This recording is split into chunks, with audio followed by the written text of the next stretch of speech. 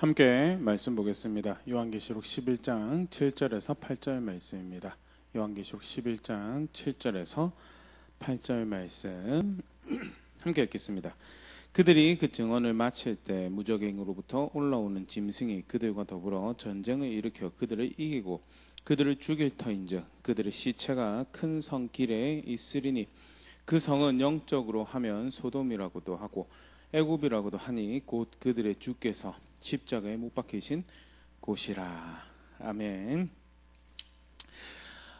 우리가 지금 읽은 본문 말씀은요, 우리 쭉 살펴본 요한계시록 내용 중에서 두 증인에 대한 이야기의 한 부분인데요. 그들의 죽음을 묘사하고 있는 장면의 말씀인데, 계속해서 지난 시간 이어서 우리 말씀 함께 생각해 보도록 하겠습니다. 여섯째 나팔하고 일곱째 나팔 사이에 10장, 11장 삽입구가 이렇게 등장을 합니다. 여섯째 나팔이 불려지고 난 다음에 인구의 3분의 1이 죽죠. 유브라데 강 유역에 묶여있던 천사들이 풀려나고 2억의 마병이 있고 와서 인구의 3분의 1을 죽이고, 그 와중에서도 그 환난과 그 어려움 가운데서도 회개하지 않더라. 하나님 두려워할 줄 모르고 하나님 존중할 줄 모르고 여전히 회개하지 않더라. 자기 마음에 원하는 것을, 기뻐하는 것을 선택하여 살아가며 하나님을 경멸하고 멸시하고 자기 길에서 돌이킬 줄 모르더라라는, 거기에 대해서 하나님께서 어떻게 하시는가, 하나님의 전략이 무엇인가가 등장하고 있는 게 우리 삽입구죠.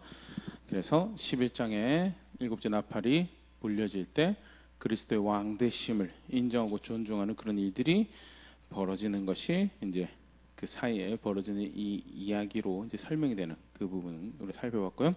10장에서는 사도 요한에게 두루마리를 이제 먹게 하시면서 메시지를 주고 다시 예언하여야 할 것이다 라면서 소명을 주시죠. 단순히 1차적으로는 사도 요한이 전해야 되는 사명 가운데 있는 자임을 다시 확인하는 것과 더불어서 요한으로 표되어지는 예수의 환난과 나라와 참음에 동참하고 있는 모든 교회가 그 소명 가운데 있음을 확인할 수 있는 그런 장면이 소개되어지고요. 11장 1절 2절 해서 바깥들은 측량을 하지 않고 이방인들에게 짓밟힘을 당하지만 성전 안들은 측량하셔서 내 거다라고 확인하시고 보호하시는 그런 환상이 소개되어지면서 메시지를 전한 증인으로서 교회를 세우시고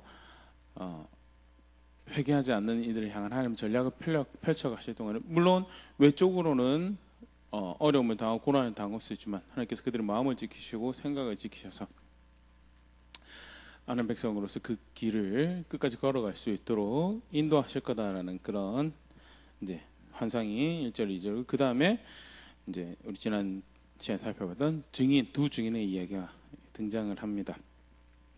특정 이인으로 생각을 하는 경우도 있지만요, 이제 가장 사실은 선지서의 대표적인 두 증인, 감람나무와 더불어서 표현되어진 두 증인의 이제 모습이 스가랴에 소개가 되어지고요, 왕적인 존재의 예표가 되는 스룹바벨과 제사장적인 존재의 예표가 되는 여호수아를 이제 1차적으로 암시하고, 그리고 왕 같은 제사장이 되시는 예수님을, 그리고 그 후에 그 안에서 증인이 되는 교회를 이제 암시하는 그런 말씀으로 이해하고요. 동일한 이해에서 두 증인은 다른 어떤 특정 미래에 등장한 어떤 특정 두 명을 이야기하는 것이 아니라 10장에서와 마찬가지로 주의 교회를 지칭하는, 복음을 받은 모든 성도를 지칭하는 표현으로 보일 수 있고요. 그 두 증인에 대해서 특히 이제 감람나무 4절이죠. 감람나무부터 등장하는 촛대를 가지고 교회인 것에 대해서 또 분명히 우리가 보일 수 있는데요. 오늘은 그 두 증인의 사역에 대해서 쭉 묘사되어지는 모습을 함께 살펴보겠습니다. 증인으로 세워졌습니다. 증인으로 세워져서 이제 마지막 때 회개하지 않는 자들을 향해서, 여전히 그리스도의 주 되신 것, 그의 구원 되신 것, 소망 되심을 인정하지 않는 모든 자들을 향해서 하나님께서 펼쳐가신 전략, 또 그들을 향해 베푸시는 인내와 은혜, 뭐 그렇게 표현할 수 있겠죠. 그 그 직접적인 전략이 되는 교회가 실제로 어떤 식으로 그 사역을 감당할 것에 대해 또 어떻게 그 교회 사역을 하나님께서 지원하시고 또 인도하시는 모습인가에 대해서 우리가 생각해 볼 수 있는 장면인데요. 첫 번째 11장 3절 말씀을 보면요. 내가 나의 두 증인에게 권세를 주리니 그들은 굵은 베옷을 입고 1260일을 예언하리라. 굵은 베옷을 입고 1260일을 예언하리라. 근데 1260일은 그 앞에 이제 11장 2절에 등장하는 42달하고 똑같은 날수죠. 30을 한 달로 계산을 해서 나누면 42달이 42달이 나고 42달을 다시 연으로 계산하면 3년 반이라는 시간이 등장하고 3년 반이라는 시간은 이제 7년의 반이 되는 기간이고요. 다니엘에 등장하는 표현들과 굉장히 상징적인 표현으로 굉장히 많이 등장하는 동일한 기간을 의미하는 거고 여기서 1260일은 수학적 1260일을 의미하기보다는요. 마지막 때 전체를 예표하는 표현으로 이해하는 것이 성경 전체와 더 일맥상통하는 바른 해석의 모습이겠죠. 특별한 1260일 지정을 해버리게 되면 그러면 1260일 동안 예언하고 나머지는 예언을 하지 않는가, 복음 전한 사역을 하지 않는가, 증인된 사역을 하지 않는가, 그건 아니잖아요. 그런 측면에서도요. 상징적인 의미로 해석을 하는 것이 전체 성경의 통일성에 맞는 해석 모습이라고 생각되어지고요. 계속 보면요. 첫 번째 두 증인의 사역의 모습으로 등장하는 것이 굵은 베옷을 입었다는. 굵은 베옷은 뭐 간단하게 생각하면 첫 번째는 부드러운 옷과 반대가 되는 옷이죠. 가죽옷. 선지자들 침례원이 입었던 가죽옷 또 선지자들이 연사 입었던 베옷은 대표적으로 부드러운 옷과 삶의 안녕을 추구하는 자신의 평화를 추구하는 그런 삶의 자세가 반대가 되는 옷이죠. 누가복음 7장 24절 26절 요한이 보낸 자가 떠난 후에 예수께서 물에게 요한에 대하여 말씀하시되 너희가 무엇을 보려고 광야에 나갔더냐 너희 바람에 흔들리는 갈대냐 그러면 너희가 무엇을 보려고 나갔더냐 부드러운 옷을 입은 사람이냐 보라 화려한 옷을 입고 사치하게 지내는 자는 왕궁에 있느니라 그러면 너희가 무엇을 보려고 나갔더냐 선지자냐 옳다 내가 너에게 이르노니 선지자보다도 훌륭한 자니라 하면서 요한에 대해서 말씀하시면서 요한이 광야에서 주의 길을 예비하는 사역을 했죠. 그런데 광야로 너희가 나갔을 때 누구를 만나려고 나간 거냐라고 말씀하시는 요한의 반대가 되는 개념으로 이야기하는 사람이 부드러운 옷을 입은 사람 특징이 무엇을 의미하는 거냐? 인생에서 즐거움을, 인생에서 즐기고자 하는 쾌락을 자기가 마음에 흡족하게 만들 수 있는 모든 것들을 선택하고 그걸 위해 추구하고 살아가면서 하나님 상관없이 살아가는 모습을 그런 자 만나러 가요. 그 인생의 성공을 생각하고 갔으면 왕궁으로 갔어야 되는 거 아니냐? 왜 광야로 가서 굳이 요한을 만나느냐? 선지자를 주의 길을 하나님이 기뻐하신 것은 무엇인지 알기 위해서 나갔습니다라고 할 때 거친 옷과 반대가 되는 표현을 등장한 게 부드러운 옷이고 오늘 굵은 베옷도 사실 그와 반대되는 개념의 옷이죠. 성경에서 이 굵은 베옷은 어떤 이미지로 사용되냐면요. 애통하는 마음의 표현으로 사용되어집니다. 단순히 그냥 애통하는 게 아니고요. 이제 회개와 관련된 그런 모습으로 심플하게 간단하게 그냥 애통하는 모습을 보면요.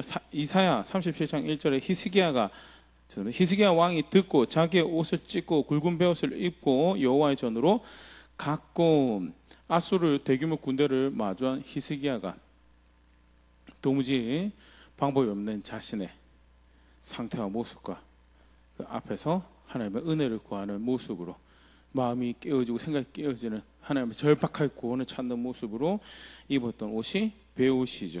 다니엘 9장 3절 내가 금식하며 베옷을 입고 죄를 덮어쓰고 주 하나님께 기도하며 간구하기를 결심하고 다니엘이 하는 말씀을 보던 중에 예레미야 선지자를 통해서 주신 70년 후에 회복시킬 것이다라는 말씀을 보았을 때 베옷을 입고 죄를 뒤집어 쓰고 기도하죠. 왜? 우리는 자격이 없거든. 나는 자격이 없거든.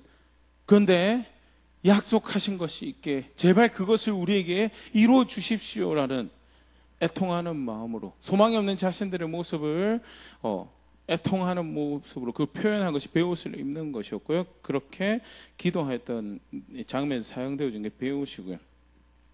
그렇게 애통하는 마음을 표현하는 걸로 등장하면서 마태복음 11장 21절 화했을진저 고라시나 화했을진저 베세다에 너희에게서 행한 모든 권능을 두로와 시도네에게서 행하였더라면 그들이 벌써 베옷을 입고 제 앉아 회개하였으리라 하면서 예수님의 메시지를 받아 듣고 그래서 회개하는 모습으로 등장하는 애통하는 그냥 고해 정도가 아니고 하나님 기준 앞에 하나님 주대심 왕대심 앞에 철저히 나의 인생 그를 거역하고 반역하고 왜 그 나름 성공을 쫓아 살아왔겠죠. 나름 행복을 쫓아 그것이 전혀 어리석은 선택들이었던 거에 대해서 인지하고 마음을 깨뜨리고 생각을 깨뜨리고 뉘우치는 모습으로 입는 회개의 모습으로 입는 옷이 베옷이었고 제 앉아 스스로 괴롭게 하며 주의 은혜를 구하는 돌이키는 모습에 등장되어지는 것이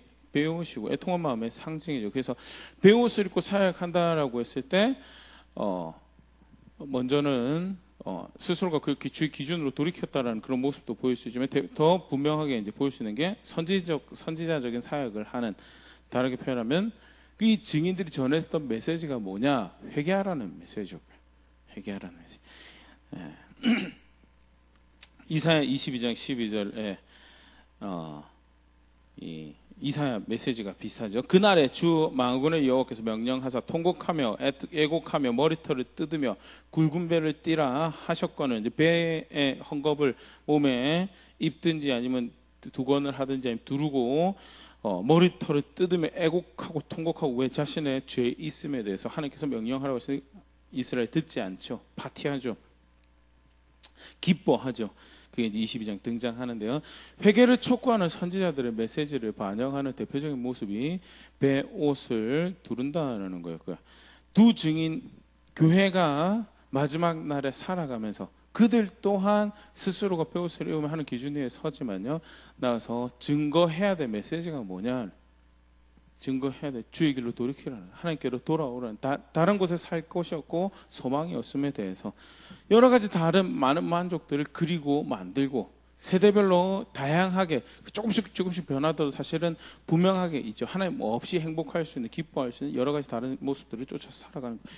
거기 가면 망한다는, 거기 가면 죽는다라는 거에 대해서 돌이켜야지 살 수 있습니다라는 것을 전했던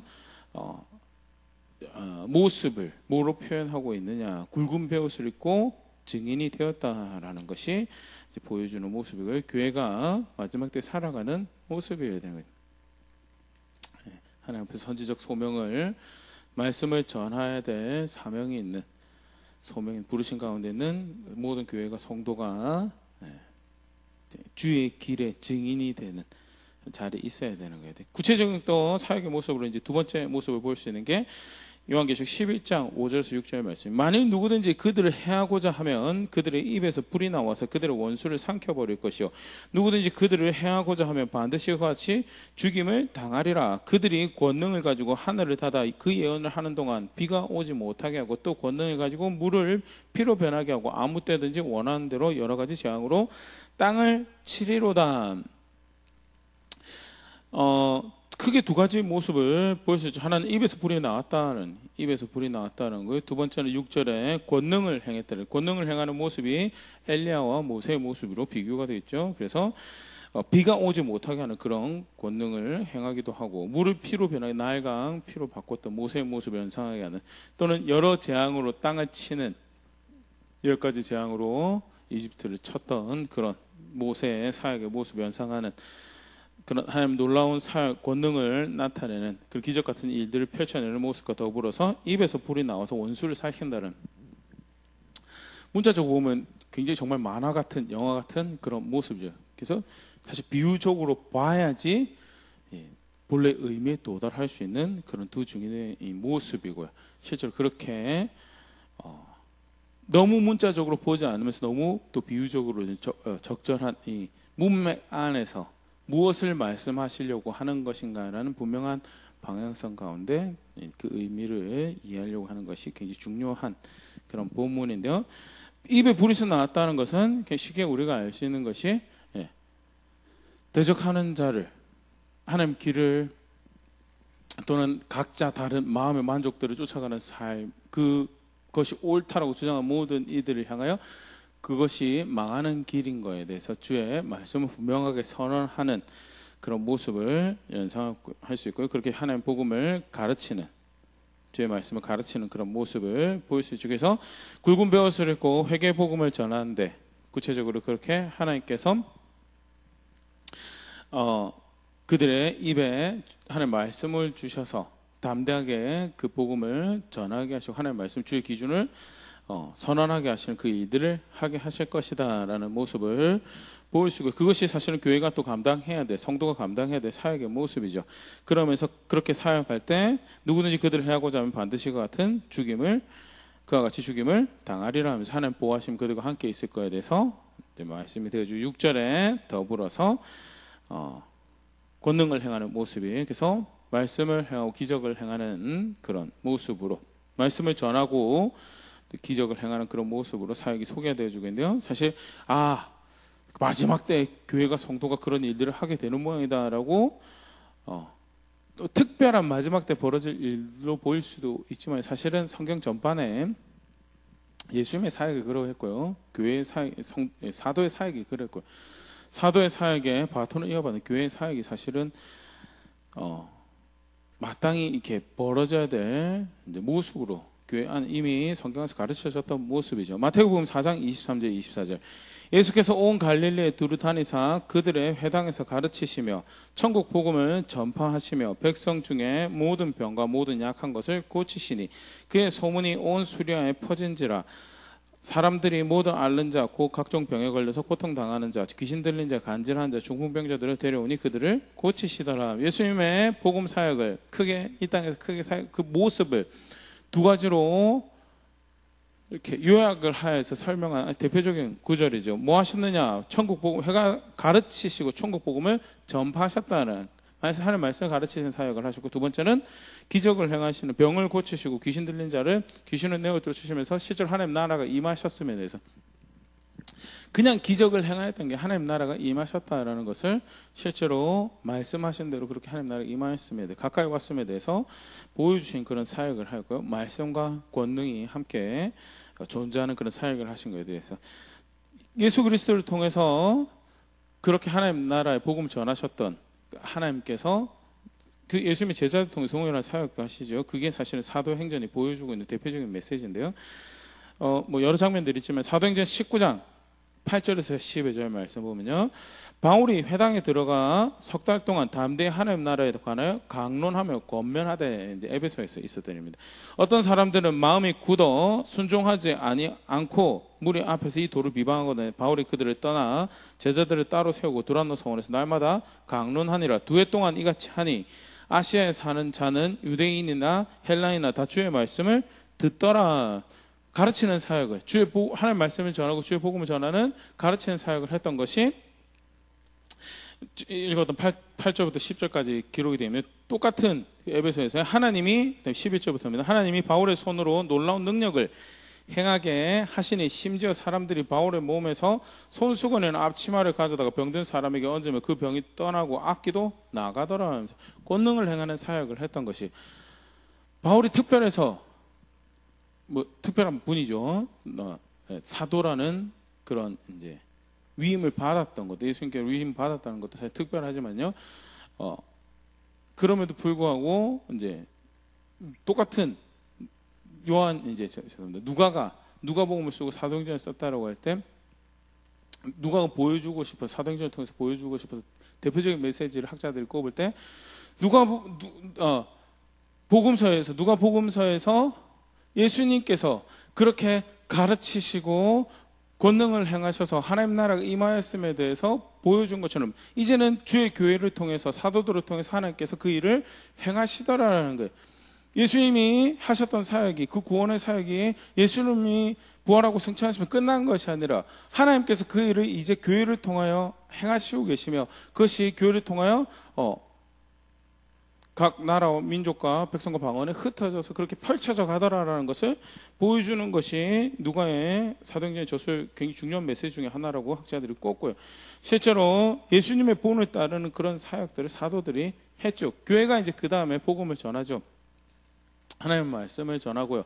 또 하나님 영께서 인도하시는 대로 또 특별한 일들을 하기도, 병이 낫기도 하고 귀신 쫓겨나기도 하는 그런 측면에서 두 증인의 사역을 다시 보면요, 마지막 때 그냥 특별한 두 명의 어떤 사역이 아니라 마지막 때 교회가 존재하면서 교회가 사역해야 될 모습, 대표적인 사역의 모습, 너무나 당연한 모습을 다시 확인하고, 그것은 그 이전에는 어떻게 보면 서신으로 표현되면서 그냥 그렇게 해야 되는 모양이다라고 생각을 했는데, 요한의 환상을 통해서 다시 한 번 더 교회와 성도들을 이제 확신해 주죠. 하나님께서 마지막 때를 향하고 회개하지 않는 이들을 향한 하나님의 전략으로 교회를 그렇게 사용하시기로 작정하셨고, 하나님 그 뜻을 이루어 가실 거다라는 것을 환상을 통해서 이제 확인을 하는 그런 모습으로 보면요, 두 증인의 이 사역이 입에서 불을 뿜고 그 엘리야와 모세와 같은 사역을 하는 모습이, 그 비유적인 메시지가 결국 교회와 성도를 격려하고 위로하는 그런 메시지를, 분명한 하나님 뜻을 밝히시면서 위로하고 격려하는 메시지임을 이렇게 보일 수 있는 그런 대목이 아닐까 생각되어지고요. 두 증인의 첫 번째 사역의 모습, 굵은 배옷을 우리가 봤던, 두 번째는요, 말씀과 성령의 사역, 쉽게 성령의 사역이라고 했을까요? 하나님의 인도하심을 따라서 각종 하나님께서 행하시는 일들을 하는 그런 모습들 이제 보일 수 있고요. 세 번째로 굉장히 흥미로운 이 대목인데요, 이 두 증인의 죽음과 부활과 승천이 이제 이야기가 되어지고 있습니다. 보면 7절에 이제 보면요, 그들이 그 증언을 마칠 때 무저갱으로부터 올라오는 짐승이 그들과 더불어 전쟁을 일으켜 그들을 이기고 그들을 죽일 터인즉, 무저갱으로부터 올라오는 짐승이 전쟁을 일으켜 그들을 이기고 그들을 죽일 것이다 라는, 하나님 전략인데 보호하시겠다고 했는데 좀 이렇게 무서운 대목이기도 하고 끔찍한 대목이기도 한데요. 네, 계속 말씀 좀 계속 보겠습니다. 무저갱으로부터 올라온다라고, 요한계시록 9장 보면 무저갱이라는 장소가 소개가 되어지고 있죠. 그 다섯 나팔을 불려줬을 때 황충이 나와서 인받지 않은 모든 사람들 괴롭히는 그런 그 황충이 되게 하는 자리였고요. 그 황충의 이제 왕이죠, 아바돈, 파괴자라고 일컫는 자들이 있는 그런 장소죠. 그래서 그 흔히 말하는 사단의 권세가 있는 지정학적 장소, 어떤 장소가 될 수 있고, 형이상학적인 관념적 장소가 될 수도 있고요. 분명한 것은 출처가 어디냐, 이 짐승이 등장하는데 출처가 어디냐, 쉽게 말해서 사단과 귀신과 하나님 적대한 세력들이 머무는 곳에서 올라온 그런 존재다. 쉽게 학자들이 이럴 때 적그리스도를 이야기를 합니다. 그래서 짐승은 실제 짐승일 수도 있고요, 어떤 개인일 수도 있고요, 어떤 나라일 수도 있고, 문화일 수도 있고, 사회일 수도 있고, 여러 가지를 다 포함하는 그런 개념일 수 있죠. 분명한 것은 그들의 손에 의해서 적대자가 있고요. 그 앞에서 사실 적대자가 있었죠. 원수가 있었는데요, 적대자에 의해서 이제 두 증인이 죽습니다. 죽는데 8절 계속 보면요, 12장 8절, 그들의 시체가 큰 성 길에 있으리니 그 성은 영적으로 하면 소돔이라고도 하고 애굽이라고도 하니 곧 그들의 주께서 십자가에 못 박히신 곳이라. 백성들과 족속과 방언과 나라 중에서 사람들이 그 시체를 사흘 반 동안을 보며 무덤에 장사하지 못하게 하리로다. 이 두 선지자가 땅에 사는 자들을 괴롭게 한 고로 땅에 사는 자들이 그들의 죽음을 즐거워하고 기뻐하며 서로 예물을 보내리라 하더라. 죽임을 당했는데 그 시체가 사흘 반 동안 장사되지 못하고 노상에 펼쳐진 거예요. 사실 비참하죠. 이 유대 문화에서도 사실 굉장히 비참한 수치를 죽고 난 다음에도 수치를 당하는 모습이고요. 단순한 그냥 죽음이 아니라 굉장히 무역적이고 수치스러운 부서짐, 망가짐, 죽음을 이제 겪게 될 거에 대해서, 그리고 그들이 죽은 장소에 대해서 이야기를 하는데요. 큰 성이라고 이렇게 이야기를 하면서 영적으로 소돔이고 애굽이고 결국 뭐냐, 주께서 십자가에 못 박히신 곳이다는, 지정학적으로 생각을 할 때 뭐 타락한 예루살렘을 예레미야 23장 14절에 소돔과 다름없다라고 이렇게 이야기하신 적이 있습니다. 그리고 예수님께서 죽으신 곳이 사실 예루살렘이기 때문에 예루살렘이다라고, 큰 성이라고. 근데 사실 요한계시록의 큰 성이 예루살렘만 지칭된 게 로마도 지칭이 되고요. 그래서 문맥 안에 사실 예루살렘이라고 지정학적 예루살렘이라고 보기는 사실 조금 애매모호하죠. 더더군다나 그냥 지리적으로 보더라도 소돔하고 애굽하고 예루살렘이 상당히 먼 거리에 있는 지역들이고요. 영적으로라고 했을 때 우리가 사실 분명히 볼 수 있는 거 하나는요, 소돔은 아브라함 당시에 타락하에서 벌받은, 심판받은 대표적인 장소고요. 애굽하면 모세 당시에 하나님의 대적과 하나님 백성들을 핍박하던, 또는 아브라함 당시에는 약속의 땅을 배신하고 다른 도움을 얻기 위해서 내려오고, 이게 예레미야 당시에도 마찬가지죠. 그래서 하나님 계획과 하나님 방법과 상관없이 세속화된 가장 대표적인 지역을 이야기할 때 애굽 이야기하죠. 타락한 도시 소돔. 그런 측면에서 주께서 십자가에 못 박히신 곳이라고 할 때요, 예수님께서 십자가에 못 박히실 때 예수님 십자가에 못 박히신 곳은요, 가룟 유다의 탐욕이 있던 자리였고요. 대제사장 비롯한 종교 지도자들의 시기가 가득한 곳이었고요. 빌라도의 불의함이, 의롭지 않음이, 타협함이 사실은 예수님께서 십자가에 못 박히신 곳이죠. 또 그 모든 저변에 백성의 무지함이 있었던, 어리석음이 있었던 장소가 하나님 보시기에 소돔하고 애굽 같은 죄가 가녀운 것이고, 그들이 짐승에 의해서 죽고 그 시체가 그 주들이 죽임받은 장소가 그런 곳이었다라는 것이, 결국 이 두 증인이 불의함에 의해서, 시기에 의해서, 탐욕에 의해서 백성들의 무지함, 어리석음에 의해서 하나님하고 상관없는 그런 삶의 모습들, 그들의 욕심들, 그런 걸로 인해서 결국 죽게 되는 그런 모습이고, 증인의 이 순전함을 사실은 간접적으로 보일 수 있는 그런 모습과 더불어서 이 죽음 자체가 의미하는 바가 육신의 죽음이 아닐 수 있는 부분에서도 생각해 볼 수 있는 그런 부분이, 육신의 죽음으로 보는 경우도 있는데요. 그 다음 대목하고 이제 해석하기 사실 이제 어려워지는 부분들이 있습니다. 계속 이제 보겠습니다.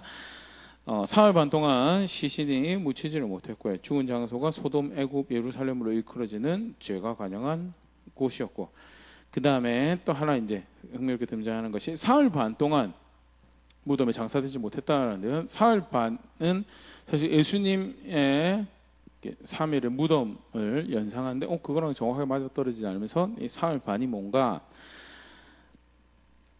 사흘 반이 사실 숫자로 하면 3.5잖아요. 3.5.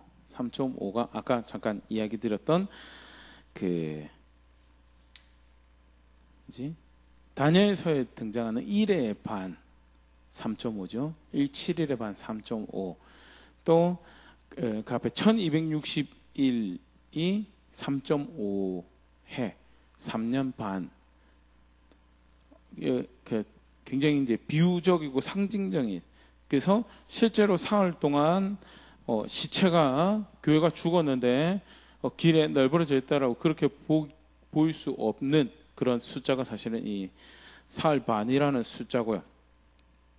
본문 안에 사실은 제일 분명하게 볼 수 있는 게 뭐냐면 그들의 사역이, 요한계시록 12장 3절에 보면 사역이 1260일이라고 해서요, 3년 반 사역을 했는데 실제로 시체로 그들이 드러누워 있는 수치를 당하게 되는 것은 3일 반이라는 굉장히 사실 비교를 했을 때 짧은 기간 동안에 그 같은 고통이 있을 거에 대한 이런 모습을 보는 게 사실은 본문 안에서 가장 정직하게 지지받는 모습이고요. 이제 다니엘서를 비유해서 이제 7년 대환란의 숫자적인 해석을 이제 접근을 하시는 분들은 뭐죠? 3년 반 사역을 했는데 3년 3일 반 죽음 당했고, 그래서 이거는 실제적인 그 하루 시간이라고는 3년 반의 해를 연수를 이야기를 하는 거다라고 그렇게 접근을 해서, 그러면 7년 대환란이고 다니엘서 9장이라든지 다니엘서 7장에 나오는 그런 표현들하고 이제 악어 맞아 떨어져가는 그런 모습이다라고 이야기를 하는데요. 뭐 그럴 수도 있다라고 생각을 하는데, 사실 개인적으로 동의할 수 없는 부분은요. 그럼 교회가 마지막 때 그쪽에서 이야기하는 7년 반의 환란 동안에 반만 사역하고 반은 죽음 당한 상태로 있는 건가, 침묵하고 있는 건가, 그런 부분에서 성경 전체 통일성을 가지고 있는 해석인가라는 부분에 사실 동의가 할 수 없는 부분이라 생각이 되어지고요. 오히려 이 3년 반은 전체 마지막 때를 암시하는 그런 표현으로 보면서 여기에 3일 반은 그 3년 반에 비한 찰나의 수치와 또 죽음 같은 시간을 의미하는 표현으로 비유적으로 이렇게 보는 것이 더 맞지 않을까 이렇게 생각이 되어집니다. 그렇게 이제 죽게 되고요. 10절에 보면 이 두 선지자가 땅에서 한 자를 괴롭게 했다라고 하는데, 예수님 존재를 우리가 생각을 해보면요, 교회가 예수님 말씀에 따라 살 때 그 거룩함을, 그 의로움을 싫어하는 모든 무리들은 그 교회와 성도의 삶을 위해서 괴롭힘을 당하게 되죠. 왜? 그 성도가, 개인이 또는 교회가 바른 선택을 하는 것을 통해서 그들의 불의한 삶이 정죄를 당하게 된 거죠. 저렇게 하는 게 맞는 건데 난 그렇게 살고 있지 않아요. 그러면 저들의 삶에 의해서 내 삶은 틀렸다라고 이제 정의가 되는 거죠. 직접적으로 교회가 괴롭혔다라는 게 아니고요. 그들의 메시지가 공격적이었다 그런 말도 아니고요. 절대 사실 그렇지 않습니다. 하나님의 말씀 자체가 사실은 죄인들을 향해 정죄하는 게지, 교회가, 성도가 정죄하려고, 정죄할 권리도 없고요. 분명한 것은 하나님 말씀이, 대신에 하나님 말씀이 그렇다면 하나님 말씀 되도록 해야 되죠. 그게 교회가, 성도가 지켜야 될 메시지인데, 그래서 두 개를 분명히 구분을 잘해야 됩니다. 개인이, 성도가 또는 교회가 자기들의 메시지로 정죄하는 게 아닙니다. 하나님 메시지 자체가 죄를 죄라고 하고 있기 때문에, 예수님은 사실은 그렇죠. 예수님 표현이 나는 정죄하러 오지 않았다라고 했는데, 판단하러 오지 않았다라고 했는데, 사실은 바리새인들이 정죄했거든요. 동시대 잘못하고 있는 사람들 다 정죄했거든요. 판단하셨거든요. 그러면 한 입으로 두 말 하셨냐? 그게 아니죠. 예수님이 자기가 판단하지 않고 자기가 정죄하지 않는다. 하나님 말씀이 죄라고 한 거예요. 분명히 그 죄다라고, 그 잘못한 거다라고, 불의한 거다라고 말씀하고, 그건 예수님 말씀이 아니었고 아버지의 말씀을 전달한 그런 모습으로 생각을 하시면, 땅에서 한 자를 교회가 괴롭게 했다라는 말이 무슨 말인지 이해가 될 것이고, 실제로 그들의 악행으로 괴롭힘 당했다라기보다는요, 그런 일은 없어야죠. 그런 일 없었는데, 교회가 증언하는 거룩함과 교회가 증언하는 의로움으로 인해서 편법을 또는 불의한 것을 거룩하지 않은 것을 사랑하는 모든 이들이 이제 괴로웠죠. 그래서 교회가 그렇게 억압받고, 교회가 수치를 당하고 모욕을 당하고, 교회가 속칭 박살이 나는 것으로, 성도가 박살이 나는 것으로 즐거워하여 선물도 막 주고받고 그렇게 했다라는 것이 마지막 때 모습으로 등장을 하고 있죠. 그런데 요한계시록 11장 11절 13절 3일 반 후에 하나님께로부터 생기가 그들 속으로 들어가매 그들이 발로 일어서니 구경하는 자들이 크게 두려워하더라. 3일 반 후에 부활을 하죠. 근데 이때 모습에서, 이게 아까 잠깐 이야기 듣던, 실제 진짜 문자 그대로 죽고 사는 걸 의미하느냐라고 할 때 학자들이 실제 그렇게 보시는 분들도 있습니다. 그래서 이게 마지막 때에 이제 죽고 나서 부활해서 예수님 재림한 거를 의미하는 거다라는데 뒤에 보면 아직 일곱 번째 나팔 남아 있거든요. 일곱 번째 나팔 남아 있고 일곱 대접이 남아 있거든요. 그래서 그런 측면에서 문맥 안에서 해석을 하려고 하는 게 이제 보호 장치가 되죠. 그래서 예수님 재림을 그래서 부활했다라기보다는요. 에스겔의 모습을 이제 우리가 기초를 하면요. 사실 생기가 이렇게 죽은 자에게 임해서 살아나게 되는 그 그림을 보여주는 대표적인 선지서가 에스겔 37장 9절 10절인데요. 또 내게 이르시되 인자에 너는 생기를 향하여 대언하라. 생기에 대언하여 이르기를 주 여호와께서 이같이 말씀하시기를 생기가 사방에서부터 와서 이 죽임을 당한 자에게 불어서 살아나게 하라 하셨다 하라. 이에 내가 그 명령대로 대언하였더니 생기가 그들에게 들어가매 그들이 곧 살아나서 일어나 서는 극히 큰 군대더라. 서는데 극히 큰 군대더라 하면서 뼈도 살이 전혀 붙어 남지 않은 앙상한 바짝 마른 뼈 같은 이스라엘 백성들이 하나님께서 생기를 불어넣을 때 지극히 큰 군대가 되는 예언적 모습을 보면 이게 사실은 죽은 이스라엘 부활할 거다라기보다는 하나님 백성의 회복을 이야기하는 거고요. 그런 측면에서 이때 부활을 이야기를 이해를 하면 이제 이제 예수님 오실 때 부활한다고 했는데 그 앞에 부활하는 건가? 그렇게 보지 않고도 충분히 여기 이제 되살아난 두 증인의 모습을 성경 안에서 이해할 수 있는 이제 모습이 되고요. 교회 회복을 그렇게 이해할 수 있죠. 되살아나는 것을 통해서 구경하던 자들이 크게 두려워하고요. 12절 하늘로부터 큰 음성이 있어 이리로 올라오라 함을 그들이 듣고 구름을 타고 하늘로 올라가니 그들의 원수들도 구경하더라. 구름을 타고 하늘로 올라가는 모습을 이렇게 문자적으로 이제 예수님 재림하실 때 들려 올라가는 모습으로 본다거나 아니면 전천년주에 이제 환란전 휴거설을 지지하시는 분들은 이제 그런 걸로 환란 중 올라간다거나 뭐 그런 걸로 이해하시는 분들도 계시는데요. 좀 전에도 이야기했지만 문맥이 회개하지 않더라 하나님 전략이 증인을 세우셨더라.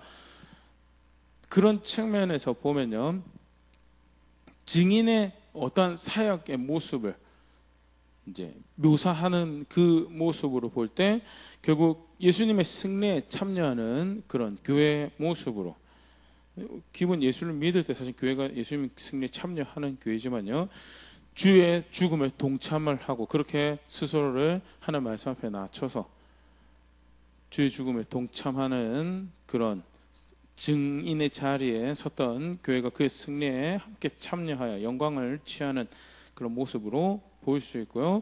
그러면 충분히 문맥 안에서 비유의 의미를 해석할 수 있으리라 생각이 되어집니다. 다니엘 7장 13절 14절 모습의 성취로 볼 수 있죠. 내가 또 밤 환상 중에 보니 인자 같은 이가 하늘 구름을 타고 와서 이쪽부터 항상 계신 이에게 나아가 그 앞으로 인도되며 예수님의 환상 중에 예수님 모습을 본 거고요. 14절 그에게 권세와 영광과 나라를 주고 모든 백성과 나라들과 다른 언어를 말하는 모든 자들이 그를 섬기게 하였으니 그의 권세는 소멸되지 아니하는 영원한 권세요 그의 나라는 멸망하지 아니할 것인데, 최종적 승리에 대해서 암시를 하는 모습이고요. 결국 예수를 믿고 교회가 주의 교회가 된다는 것, 주의 성도가 된다는 것은 그 승리에 참여하는 자가 될 것이라는 거고, 그의 증인이 되어서 그를 증언하는, 실제적으로 그의 본을 따르는 삶을 죽음에 마치 그가 죽으신 것처럼 불의와 타협하지 않고 시기와 타협하지 않고 탐욕과 타협하지 않고 무주와 타협하지 않고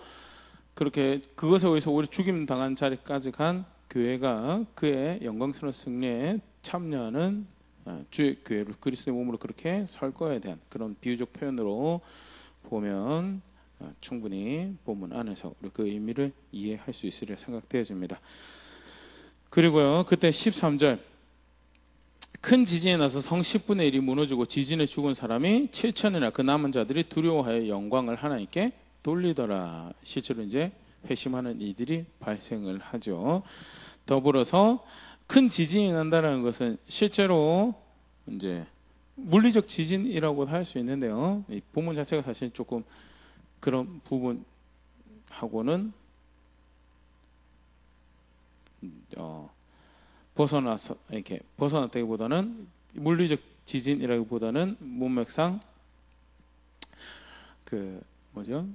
하나님을 대적하여 세워진 생각의 견고한 진들이 이제 무너지는 그런 모습을 연상하는 그런 표현으로 이피찬 교수님 그런 묘사를 하고 있어요. 사실은 이제 오히려 그게 그렇게 보는 것이 이제 나팔하고 나팔 사이에 이제 삽입구로 설명하는 이런 모습에 더 충실하지 않을까 그렇게 생각은 하고 있습니다. 교회가 그렇게 승리를 하게 되고요. 또 교회를 통해서 하나님께서 복음을 전하시는 회개하는 일을 수행하시면서 또한 그 메시지를 받아들이지 않은 자들에 대한 제한적인 심판을 하시는 이런 모습으로 10분의 1이 무너지고 지진에 죽은 사람이 7천이 등장하는 그런 모습으로 표현을 이해를 하고요. 그러면 이제 삽입구 안에서 회개하지 않았는데 그리스도의 왕되심을 인정하더라 사이에서 증인이 어떠한 사역을 할 것인가에 대해서 분명한 그림을 이제 보여주고 있죠. 크게 사실은 우리가 보면요, 우리 이제 조금 이제 구석구석 이렇게 작은 잔잔한 모습들을 함께 살펴봤는데 두 증인이 결국 죽고 부활했다라는 이 이야기가 사실 결국 뭘 이야기하는 건가라고 할 때 예수님의 부활과 예수님의 죽음과 부활에 참여하는 교회의 모습으로 첫 번째는 베옷을 입어서 부드러운 옷을 추구하고 살아가는 것이 아니라 베옷의 메시지를 전하는 그런 자리에 있는 것이 주의 교회, 마지막 때를 살아가는 주의 교회고 주의 성도다라는, 그래서 주의 길로 돌이키고 통하는 마음으로 분명히 선택해야 될 하나님 생명의 길을 붙잡고 그리고 그걸 증언하고 살아가는 교회의 모습을 보여주고, 두 번째는 실제로 그 말씀을 가르치고 말씀 가운데 하나님 영의 인도하심에 따라서 담대하게 하나님 나라를 선언하는 그런 사역들을, 때때로는 그것이 이적을 권능을 행하는 모습으로 등장을 하게 되는 그리스도와 사도의 그 사역의 바톤을 이어받는 그런 자리를 지키는 교회의 모습의 사역의 모습이 이제 두 증인의 모습으로 등장을 하고, 세 번째는요, 그 모든 것이 실제로 그 말씀과 성령의 사역도 그렇지만요, 예수님의 본을 다른 자리에 있더라라는 것이 죽음과 부활로 표현이 되고 있죠. 그가 죽는 자리에서 교회도 죽어요. 그리고 그가 살아나신 곳에서 교회도 살아나는 거고요.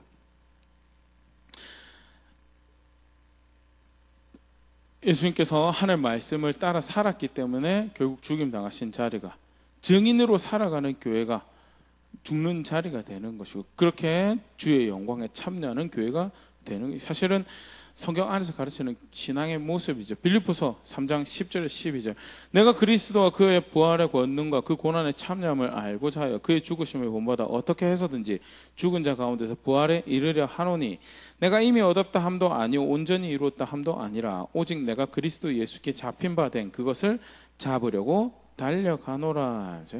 부활의 권능과 그 고난의 참여함을 알고자 하여 죽으심을 본받는 자리에 있다.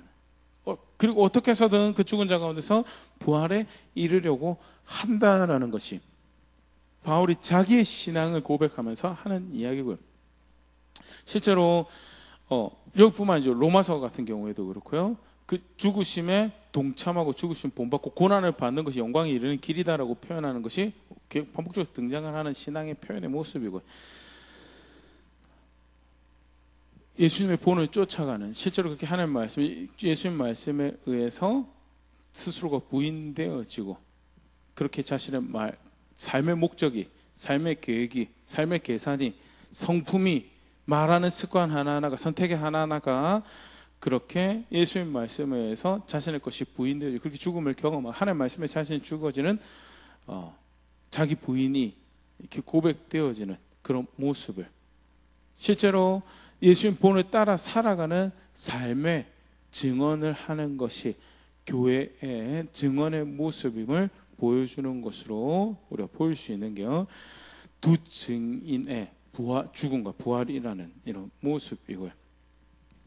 그래서 크게 세 가지로 이 두 증인의 증언의 모습, 하나는 부드러운 옷을 쫓아가는 것이 아니라 베옷을 입은 모습의 증인의 모습이고, 선지적 사역, 회개 복음을 전하는 모습이고요. 구체적으로 그것을 말씀을 가르치고 하나님의 명을 따르는 권능을 행하는 모습으로 그것이 이제 사역의 모습, 증인된 모습이 등장하고요. 세 번째는 예수님의 본을 따르는, 어디까지 죽는 자리까지 따르는 그런 증인의 모습으로, 실제로 그렇게 해서 그의 승리에, 그의 부활에 참여하는 증인이 되는 자리에 있는 것이, 그게 교회가 마지막 때를 살아가는 증인의 모습으로 11장에서 소개하고, 그게 하나님의 전략이다, 회개하지 않는 이들을 향한 하나님의 전략이다라는 것에 대해서 간단하게 살펴보면, 다음 시간에 조금 더 이 부분 같이 더 생각해 볼 수 있으면 좋을 것 같아요. 먼저는요, 큰 이제 이미지를 좀 같이 이해를 할 수 있으면 좋을 것 같습니다. 그리고 자신의 모습을 한번 돌아볼 수 있으면 좋을 것 같습니다. 하나님 영이 함께하면 증인 된다고 하셨죠. 그리고 가서 전하라라는 대위임령을 받았고요. 그리고 내가 그 하나님께 하는 제자의 자리며 신앙의 모습이다라는 격려도 우리가 받았고요. 근데 구체적으로 그 증인된 자리가 뭐였느냐? 부드러운 옷 쫓아가는 거 아니다라는, 베옷 입는 거다라는, 베옷 입는 거. 부드러운 옷 쫓아서 왕궁 거할 거 생각하고 쫓아가는 신앙의 자리가 베옷 입는 거다라는. 그 구체적으로 무엇을 전해야 되는지 받은 말씀 가운데서 알고, 실제 그것을 나누며 하나님 영의 인도하심을 쫓아서 하나님이 하실 수 있는 일들을 주의 백성을 통해서 나타내셔서 기뻐 그 일을 행하시는 하나님의 인도하심에 따라서 그를 행하고, 나아가서 말로만 가르치는 것만 그렇게 하는 것이 실제 삶에서 그가 죽으신 자리에서 죽는 그런 자리로 무지와 타협하지도 않고, 그것을 기뻐하는 삶과 타협하지, 탐욕과 타협하는 자리에 가지도 않아요. 시기와 불의한 것과 타협하는 자리에 가지 않아서 결국 그것에 의해서 살해당하는 하나님의 적대자와 그리스도의 적대자, 하나님 나라의 적대한 이들에 의해서 결국 미움받고 수치하고 모욕당한 자리에 이르도록, 하지만 그렇게 분명하게 자신을 구별하는 가운데 결국 그들의 승리가 되시는 그리스도 하나님의 승리를 통해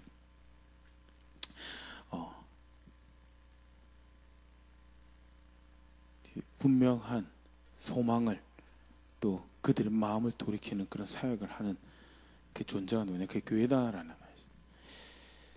한번 돌아볼 수 있으면 좋을 거고, 나는 어떠한 마지막 때에 성도로 교회로 그런 걸 옮겨가고 있는가 돌아볼 수 있으면 좋을 것 같고, 지켜야 할 자리가 분명하게 소개가 되어지고 있죠.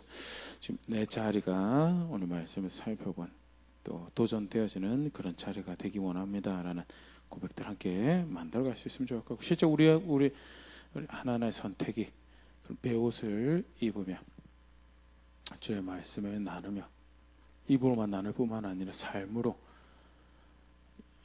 성경주의 누구인지를 드러내는 그런 자리에 있는 우리가 될 수 있으면 좋을 것 같습니다.